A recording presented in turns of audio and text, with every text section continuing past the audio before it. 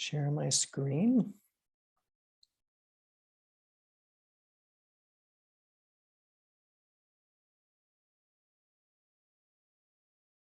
Welcome everybody to session number 2 of our Flexibility for Equitable Learning and Teaching Institute, sponsored by the California State University Chancellor's Office. I'm Kevin Kelly. I'll be your host today, and I'll be introducing not only a few topics, but also a few speakers, California State University system colleagues, faculty, staff members, campus leaders who tried out flexibility in their courses in the last academic year and have lived to tell the tale and are going to share their stories with us so that we can benefit from their experience.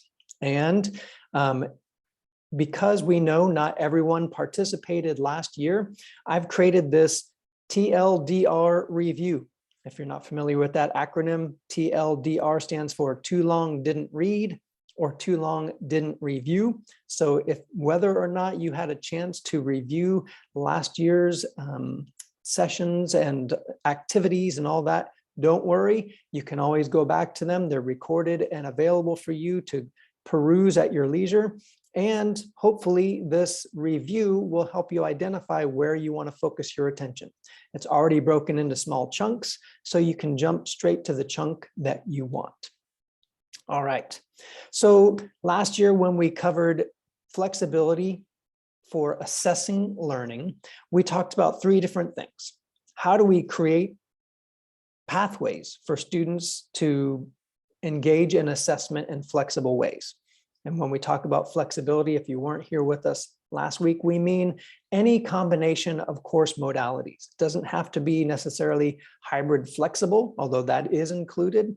It can also mean co-synchronous, like our friends at Cal State San Bernardino, or it can be bisynchronous, where we have everybody's online, but some are asynchronous and some are synchronous. In section 2.2 last year, we covered how do we support learners when we create flexibility in our assessment? And last, how do we manage all the different environments, in-person, technology, and how do we use those environments to support the assessment process? So in the first micro lesson, we talked about creating flexibility within the assessment process. So we looked at combining different elements that might be flexible or fixed.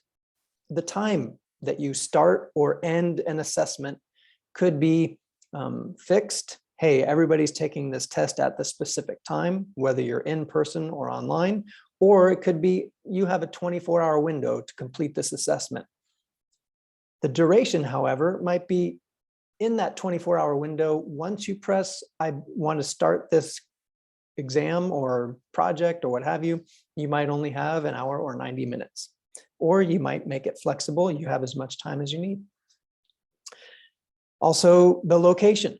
Again, if you have students who are in person and online, you may create pathways for students to complete assessment activities in different ways, but they're equivalent. You might give them flexibility in how they submit their work, whether it's the number of quiz attempts, the number of discussion replies, the number of drafts they can submit for an essay, the number of times that they can complete STEM problem sets in order to get credit. All those different things can be, again, flexible or fixed. And last but not least, how you grade the assessments can be flexible or fixed as well. That could entail using flexible rubric criteria or different strategies such as ungrading or minimum grading or contract grading, which we'll talk about in just a second. Also in this micro lesson 1.1, we talked about the challenges that flexibility for assessment can bring. For example, at some campuses like Chico State, they have 2 different types of ChicoFlex. They have ChicoFlex concurrent, where students are roomers or Zoomers at the same time, but they also have ChicoFlex rotating, where students could be in the room on Tuesdays and online on Thursdays, but the other group, the B group, is online on Tuesdays and in the room on Thursdays. And so having those split cohorts can create challenges when you're trying to conduct an assessment. We also talked about students' access to or ability to use technology can bring challenges. So when we create these flexible pathways to complete assessments, do students have the technology they need to do it? Do they know how to use the technology they need to do it? Last but not least, one of the main values that Brian Beatty talks about in his hybrid flexible courses that we adopted for all flexible courses is how do we create equivalent assessment pathways for all the students in your class? So if they're participating asynchronously, or if they're online on Zoom, or they're in the classroom, whatever combination of modalities you use, those equivalent assessment pathways become critically important. So this is, again, a quick summary, and you can always head back over to the recordings to see more detail about what we discussed last year. When we talked about supporting students, we talked about ways to do that include providing pathways for students to track their own progress. That might be using the activity completion feature in the learning management system, or just giving students a Microsoft Word or PDF checklist that they can check off when they've completed an activity in your class. Involving students in creating rubrics or test questions or even learning outcomes can increase their ability to be successful with the assessments and showing what they know. Also, providing self-assessment opportunities. Hey, here's a practice quiz before we get to the high-stakes exam. Last, making sure you're using clear expectations and providing links to just-in-time help in the instructions for an assignment. For example, this is a research paper, so here's a link to contact a librarian to get help with the research aspect of the paper. Or this is a writing assignment. Here's a link to the Writing Center on campus that you can access over distance to get help with your writing. Or we know that high stakes exams and big projects can create anxiety. Here's a link to the psychological counseling and services so that you can get help with any anxiety that this assignment might be raising for you. Whatever the case may be, using those assignment instructions to provide links to just-in-time help can be critically important. We can't rely on the fact that we put it in our syllabus and think that students will remember to go back there to get those links for help. I always say links are cheap. You can always put them in multiple places. We also discussed and actually practiced using the transparent assignment template. It came out of University of Nevada, Las Vegas, and Marianne Winklemis and her team really helped people think through how to support all students, and in particular, first-generation students. We not only outline the task, what students are expected to do, but also the purpose. Why are we doing this in the first place? And specific criteria. How can you be successful in completing this assignment? In the third micro lesson last year, we covered the different environments involved in flexible courses and how that pertains to assessment in particular. For example, how can you provide equivalent feedback? If you're giving students in the room face-to-face feedback, then maybe you'll give video feedback to those people who are online or on Zoom. If you're giving written feedback to everyone, then great. If you're using a rubric, then how are you doing it in a way that makes sure everyone knows what is expected and how they can improve for next time? As part of the assessment process, it's important to check in with students. It might be via a 1-minute paper for those students in the classroom and a 1-minute thread for those students online, where you're using a discussion forum to identify what was the clearest thing, what was the muddiest or least clear thing, and what questions do they still have. Regular check-in surveys, mid-semester evaluations, and you could even use something called an exam wrapper or an assignment wrapper, where students critically think about what they did to prepare for an exam or to go through completing an assignment and identify where they may need to make adjustments. Then we also talked about technology settings that will help you increase flexibility. quizzes, discussions, and assignments, the 3 top used assessment tools in our learning management systems, all have settings for one or more of the following: logistics, experience, grading, and workflow. So you can go back, check out micro lesson 1.3, and look at all the different settings that you might play with to increase flexibility for you and for your students. All right, so now I'm going to hop into some equity concepts so that we can get this party started for module 2 and flexible and equitable assessment strategies.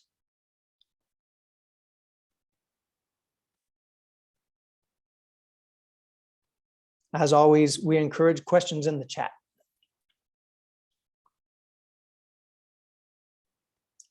All right, so because we were putting a strong focus on equity throughout this year's institute, we wanted to make sure to call out some of those issues that might be specific to assessment when we talk about equity.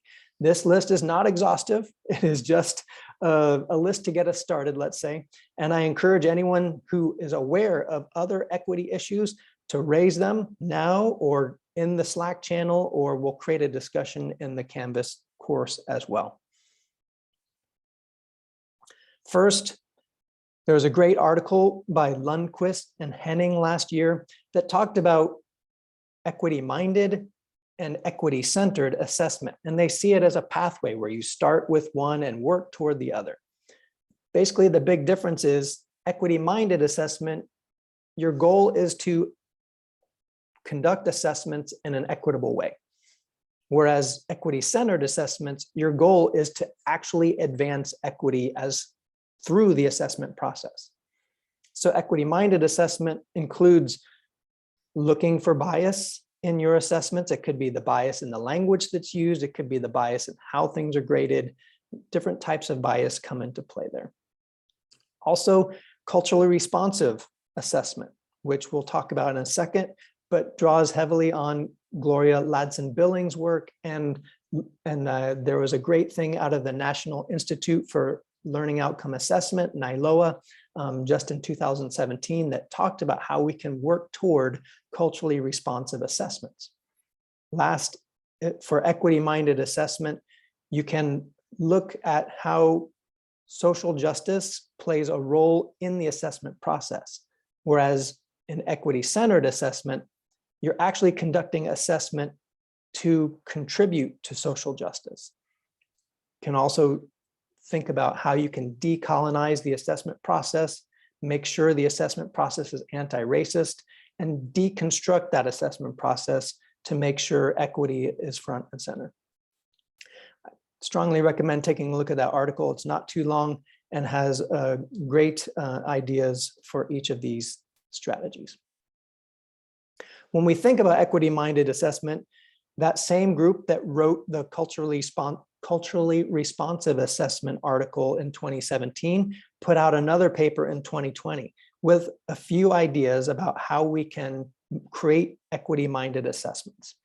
We need to check our biases and ask reflective questions throughout the process so that we're addressing any assumptions that we might make and recognizing that we may hold different types of privilege.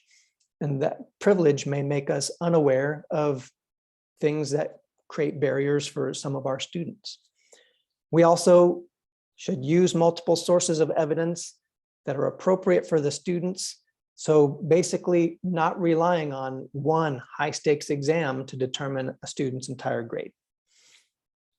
Including student perspectives and taking action based on those perspectives. So we're going to talk with our students, not just talk about our students. We're going to include them in the process as much as possible, whether it be getting their feedback on the wording of questions from different exams, or including them in the construction of rubrics or learning outcomes, whatever way you can to include students in the process benefits you and the students both. Increasing transparency in the assessment results and what you and the students can do about it. So really looking at how students perform in particular assessment activities and break it down so that you can identify where there might be some problem areas that you can address. Last but not least, making evidence-based changes that address issues of equity is strongly recommended. Again, this paper from NILOA from 2020 brings up some really good issues and provides some practical strategies. That same group I mentioned did put out a paper 3 years before in 2017 about culturally responsive assessment. And they talk about that student-centered approach. We're not only mindful of the students at our institution, who they are, what they might need, but again, as I mentioned in just the last slide, how do we involve students in the process from the beginning to the end? Addressing learning outcomes, making sure they understand them, including them in the process, maybe with student-generated test questions as a way for them to study, and actually maybe including some of those test questions on the exam, and then going over the results with them, analyzing what it means, and seeing what everybody in the room, digital or physical, can do. But also, because all of the California State University campuses are so diverse, that the wording that we use for our outcomes, for our assessment questions and prompts, it becomes critical that we make sure everyone understands what we're asking them to do, what the prompt entails, what it's describing, so that we're measuring that they are showing what they know and not getting picked up in some jargon or language use that's unfamiliar. And even though they know the concept, they can't show it because they don't understand the question. Also, are we using the appropriate assessment strategies and tools? Or as Universal Design for Learning would dictate, are we using a variety of strategies or tools to make sure that our students have different ways to show what they know toward each learning outcome in our class? When it comes to language, there are a couple examples of how we can make sure we address what might occur. So again, recognizing that students speak different varieties of English, multilingual students have their knowledge organized differently, and some may come from different knowledge traditions where they may have actually learned in different ways. So whatever we can do to use clear language, avoiding jargon or defining it, and interviewing students about how they understand what we're doing, all are important aspects of that process. I know some of you actually described some different equity-based grading strategies last session. I think it was one of you talked about specifications grading and using that. And so there are lots of different strategies out there now: ungrading, minimal grading, contract grading, and more.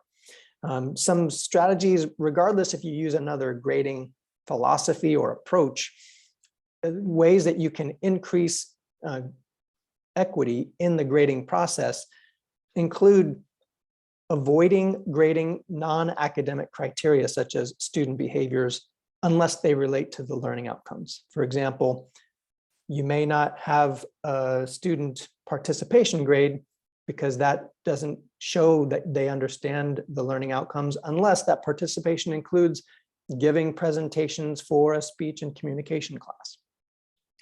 Also, using mathematically sound scales. 0 to 100 scale that many of us use actually has more than half, almost 2/3 of the scale is dedicated to failing. So what if we used a scale from 0 to 4, basically F through A, so that students can see where they fall in a range of ability as opposed to a mathematical scale that may make less sense.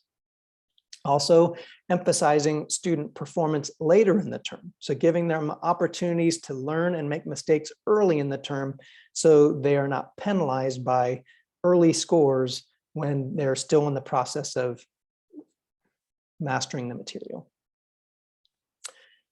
So I mentioned some of those alternative grading strategies. And again, some of you mentioned specifications grading, particularly in the chat last time around, where you use clearly defined learning outcomes, you use pass-fail grading with no partial credit, and you give multiple chances to demonstrate meeting outcomes. There's a great article by a chemistry teacher from UC Irvine that describes her experience using specifications grading, and I'll make sure the link to that is in the slides as well. Minimal grading uses simple scales with 1, 2, or 3 gradations, like, again, complete or incomplete. Ungrading involves the students as participants in the grading process, where they go through self-evaluations that are guided by prompts and feedback from the instructor. And then contract grading, which is designed to focus on the work, not the student.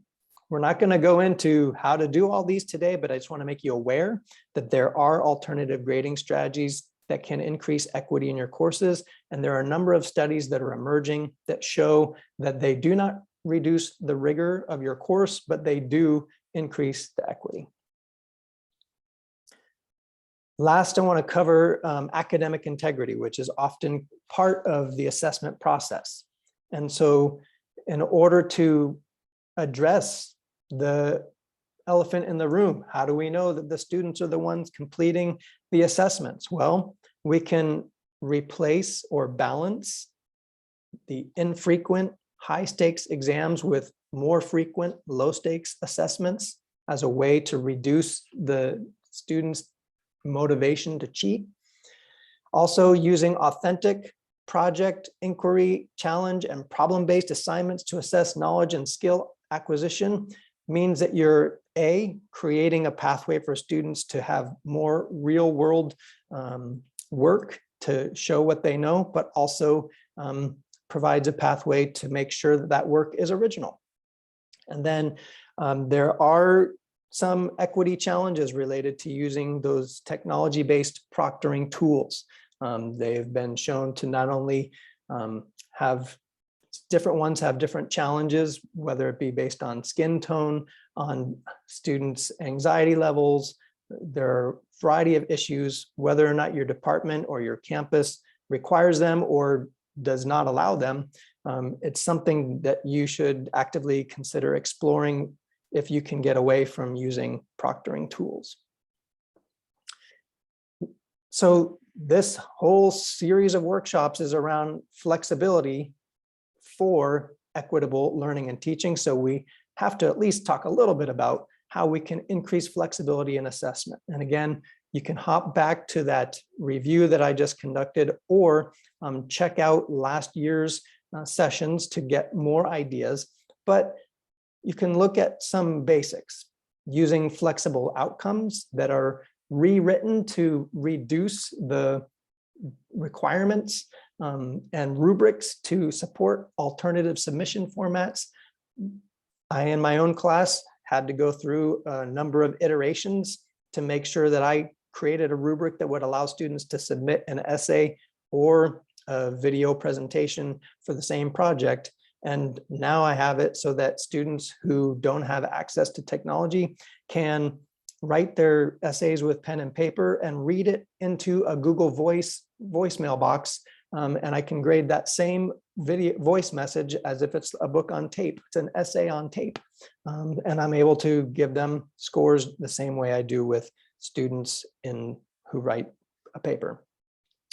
Increasing student choice. Again, Universal Design for Learning is a strong advocate for different pathways to do that. Could be as simple as providing multiple questions that all point toward the same learning outcome and giving students a choice of which essay question they answer. Or it could be, again, things like different submission formats or a choice of different assignments. These 3 assignments all meet the same requirements. Do whatever one you want.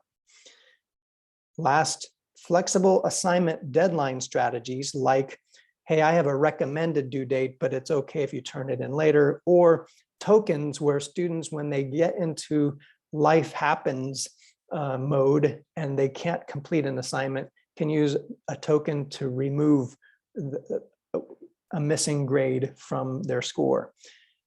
It's important, though, to realize that those flexible assignment deadline strategies can affect different faculty in different ways. My colleagues, Shavella Pittman and Tom Tobin, wrote an article about it earlier this year, talked about how based on your positional role on campus, whether if you're tenure track or a lecturer, faculty member, or different aspects of your identity, if you're a woman faculty of color versus a white male, what have you, the students will grant you or challenge your level of authority in different situations and may take advantage of or push back when you try to use flexible assignment strategies. So when you think about due dates, think about the context of yourself, your students, your department, and figure out, maybe in discussion with your colleagues, what is a strategy that's manageable without putting yourself at risk of doing a whole lot of extra work at the end of the semester. So I do have all the references from this particular section if anyone wants to take a deeper dive on these topics. But I'm now excited to bring us to the next part of this series, where we're going to have our Cal State colleagues share their stories and strategies. As I did last time around, I'm going to pull back the curtain and share that I am going to stop the recording and then start it again. What that does is it creates new, smaller recordings for our asynchronous friends to review. So if you're watching this on your own time, I'm going to press pause and just jump over to the next video clip. It'll be yours in just a second.